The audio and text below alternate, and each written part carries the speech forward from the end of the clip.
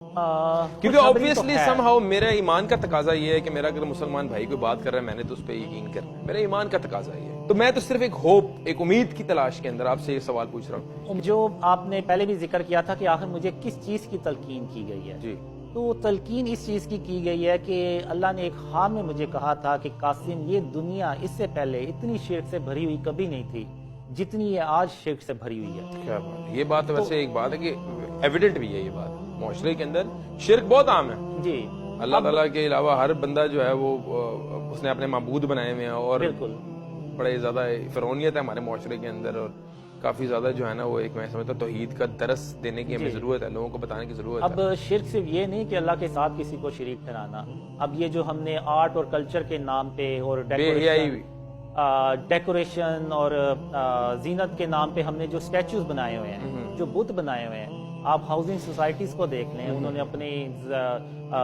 Beauty کے لیے، اپنی ہاؤسنگ سوسائٹی کی بیوٹی کے لیے اسٹیچوز بنائے ہیں، بت بنائے ہوئے ہیں۔ اب یہ بت ویسے ہی بت تھے جو خاتم النبیین محمد صلی اللہ علیہ وسلم نے فتح مکہ کے موقع پہ توڑے تھے، اور آپ اگر دیکھیں تو خانہ کعبہ کا سائز اتنا بھرا نہیں کہ اس میں 360 بھرے سائز کے بت آئے، اس میں چھوٹے اس سائز کا بھی کوئی بت ہوگا، اور اس سائز کا اگر کسی نے کوئی اسٹیچو اپنے گھر میں رکھا ہوا ہے، کوئی ڈیکوریشن پیس اپنے گھر میں رکھا ہوا ہے، تو وہ بھی وہ شرک ہے۔ آپ کو لگتا ہے یہ بتوں کی تو وہاں وہ پوجا کرتے تھے ایک بتوں؟ اب دیکھیں نا، اب ابراہیم علیہ السلام نے، انہوں نے بھی بتوں کو توڑا تھا، نعوذ باللہ انہوں نے کوئی پوجا تو نہیں تھی کرنی، لیکن انہوں نے ان بتوں کو توڑ کے تو سرزمین کو پاک کیا تھا۔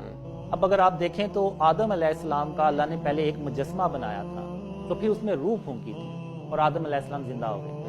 تو یہ جو پتلے بنانا اور اس میں روح پھونکنا یہ اللہ کا کام ہے، تو انسان جب اس کو ایک پتلے کو بناتا ہے اور اس میں جان نہیں ڈال سکتا تو وہ بیسیکلی اللہ کی وحدانیت کو چیلنج کرتا ہے۔ اور اگر آپ دیکھیں تو قرآن میں اللہ نے ارشاد فرمایا ہے کہ جس نے شرک کیا اس نے اپنی جان پہ ظلم کیا، اور ان شرک لظلم عظیم، اللہ تعالیٰ قرآن میں کہتے ہیں۔ بالکل، اور مجھے ڈریمز میں اللہ نے بہت بار کہا کہ قاسم میں قیامت کے دن جس کے چاہوں گا گناہ بخش دوں گا، لیکن میں شرک کبھی معاف نہیں کروں گا، اور قاسم اس غلط فہمی میں کبھی مت پڑنا کہ میں شرک معاف کر دوں گا۔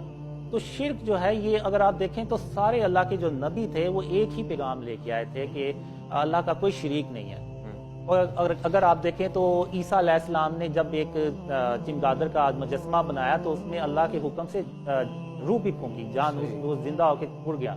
تو یہ اس مثال سے اللہ نے ہمیں یہ بتانا چاہا ہے کہ اگر کوئی بت بناتا ہے تو اس میں پھر وہ جان بھی ڈالے، اگر نہیں تو وہ پھر اللہ کی وحدانیت کو چیلنج کر رہا ہے۔ اور اللہ کیا بتوں کا تصور یہاں سے آیا ہے؟ جی بالکل۔ اب آپ دیکھیں نا کہ یہ بتوں کا جو ہے، اب خاتم النبیین محمد صلی اللہ علیہ وسلم نے فتح مکہ کے موقع پر ان کو توڑا اور خانہ کعبہ کو بتوں سے پاک کیا، اور سارے صحابہ کے سامنے یہ عمل کیا تاکہ صحابہ جو ہیں وہ آگے آنے والی جو امت ہے ان کو بھی وہ پیغام دیں۔ جس طرح ابھی آپ نے کہا کہ ہمیں یعنی جو کام انہوں نے کیا وہ سنت بن گیا، تو یہ جو بتوں کو توڑنا، بتوں کو ختم کرنا، یہ بھی تو سنت ہے۔ نہیں قاسم بھائی، ہم تھوڑا سا ٹاپک سے ہٹ رہے ہیں، ڈیریل ہو رہے ہیں۔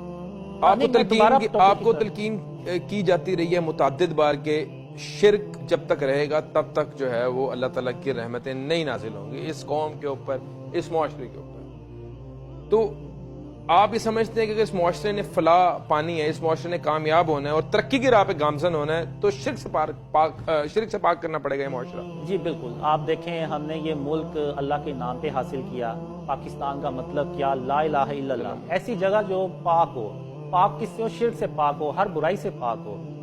تو شرک جو ہے یہ تو بنیاد ہے۔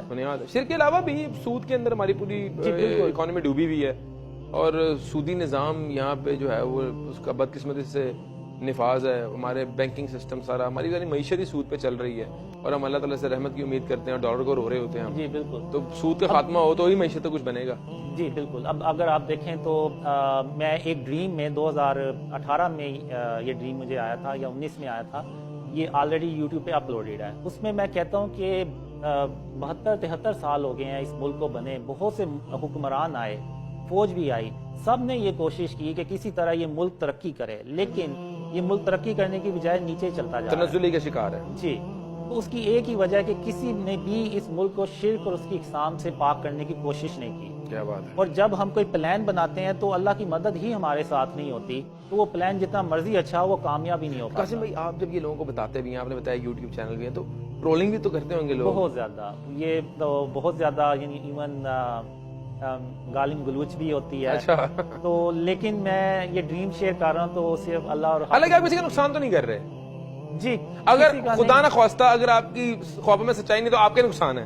لوگوں کا تو کوئی، لوگوں کو آپ کوئی، میں سمجھتا ہوں کوئی بھلے کی بات ہی بتا رہے ہیں کہ شرک سے رکو.